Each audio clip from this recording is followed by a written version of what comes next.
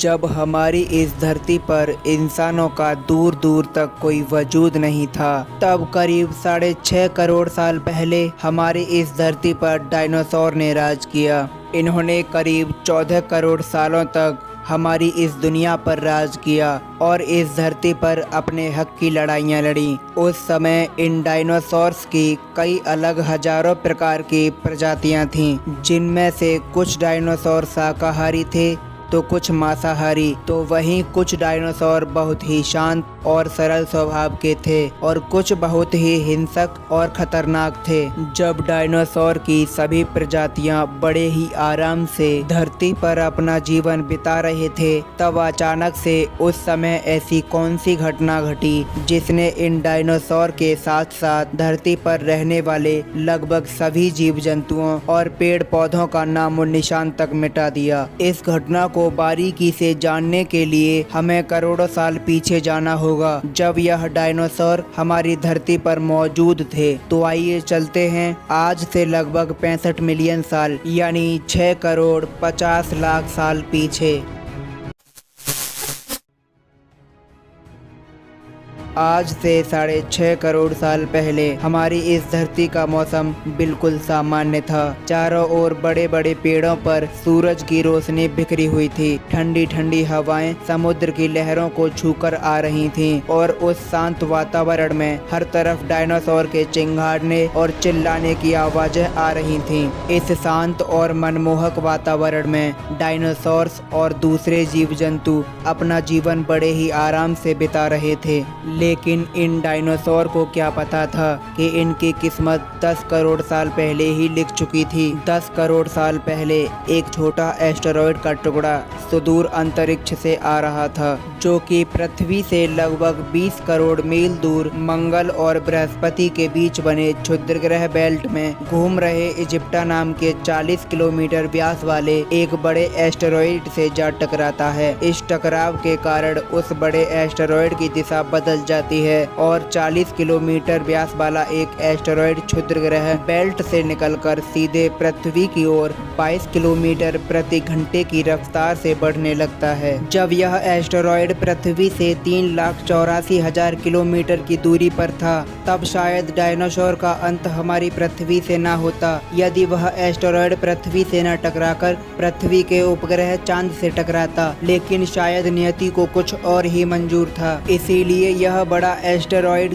चांद से न टकराकर उसके बहुत नजदीक से गुजर गया। 40 किलोमीटर के व्यास वाला 2 ट्रिलियन मीट्रिक टन का यह एस्टेरॉयड हर एक सेकंड के साथ धरती की ओर बढ़ रहा था और जैसे ही यह एस्टेरॉयड पृथ्वी के वातावरण के संपर्क में आया तो इसकी रफ्तार 70,000 किलोमीटर प्रति घंटा हो गई। पृथ्वी के वायुमंडल में घुसते ही घर्षण की वजह से यह एस्टेरॉयड आग के गोले में परिवर्तित हो गया। यह धरती की ओर इतनी तेजी से बढ़ रहा था कि इसने महज 4 मिनट में ही अटलांटिक ओशियन को पार कर लिया था। आग के गोले में तब्दील हो चुके इस एस्टेरॉयड की चमक इतनी तेज थी कि इसकी चमक ने धरती पर मौजूद सभी डायनासोर को अंधा बना दिया। कोई भी जीव उस उल्का को देख नहीं पा रहे थे, लेकिन वह उसकी भयानक गर्मी को महसूस कर रहे थे। दोस्तों, अगर ये एस्टेरॉयड जमीन से ना टकराकर पानी में गिरता तो भी शायद डायनासोर का अंत न होता, लेकिन ऐसा नहीं हुआ और कुछ ही क्षण में यह एस्टेरॉयड मैक्सिको की खाड़ी के पास जमीन से जा टकराता है। यह टक्कर इतनी खतरनाक थी कि जिसके बाद लगभग 35,000 डिग्री सेल्सियस की ऊर्जा वाला एक भयंकर विस्फोट होता है और यह धमाका इतना बड़ा हुआ कि यह लगभग 20 हाइड्रोजन बम के बराबर था। ये विस्फोट इतना शक्तिशाली था कि इसके टकराते ही धरती पर मौजूद धूल, पत्थर और लाखों टन धातु अंतरिक्ष में चली गई और टकराव वाली जगह पर 180 किलोमीटर चौड़ा और 20 किलोमीटर गहरा गड्ढा बन गया। विस्फोट के कारण इस गड्ढे का सारा मेटल और पत्थर आसमान में धूल के बादल बन गए। जमीनी टकराव की वजह से धरती के अंदर चारों ओर 11 की तीव्रता वाला भूकंप आने लगा, जिस वजह से समुद्र में विशालकाय लहरों का निर्माण हुआ और एक के बाद एक सुनामी की लहरें चारों तरफ बढ़ने लगी और भूकंपीय तरंगों ने सुनामी के साथ साथ सभी सक्रिय ज्वालामुखी को दहका दिया, जिसके कारण जगह जगह डायनासोर का विनाश शुरू हो गया और अब धरती के महाविनाश की प्रक्रिया आरंभ हो चुकी थी। इस भयानक विस्फोट में गर्मी और रेडिएशन की मात्रा इतनी बढ़ गई कि इसके 800 किलोमीटर के दायरे में आने वाले सभी जीव जंतु और पेड़ पौधे पूरी तरह जलकर राख के ढेर में बदल गए थे। इस महाविनाश को देखते हुए उड़ने वाले सभी डायनासोर इन जमीनी खतरों से तो बच निकले, लेकिन इस विस्फोट की वजह से जो लाखों टन पत्थर और धूल अंतरिक्ष में गया था, वह गुरुत्वाकर्षण बल की वजह से 30 मिनट के बाद आग के गोले के रूप में पूरी धरती पर बरसने लगा, जिस वजह से उड़ने वाले सभी डायनासोर जलकर राख हो गए और दूसरी तरफ धूल का एक बड़ा तूफान हजारों किलोमीटर की रफ्तार से चला आ रहा था। यह धूल के बादल कई किलोमीटर मोटे थे, जिसके कारण धरती पर सूरज की रोशनी भी नहीं पहुंच पा रही थी।